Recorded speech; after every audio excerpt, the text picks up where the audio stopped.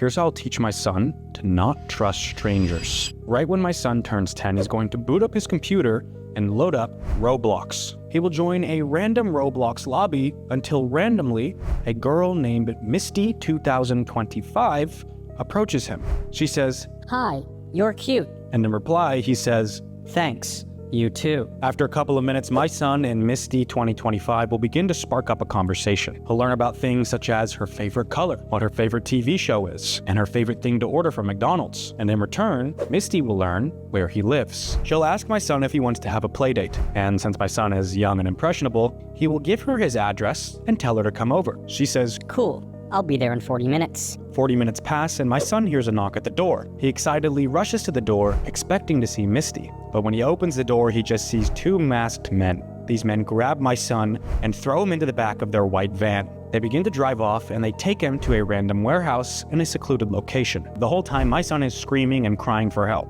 Once he's at the warehouse, my son will be tied up and on the floor, and one of the masked men will walk up to him with a chainsaw in hand as he begins to rev it. Then, right before the blade touches his skin, the masked man will take his mask off, only to reveal that it is me, his father. I look my son dead in the eye and say, "Son, this is what happens when you trust strangers on the internet."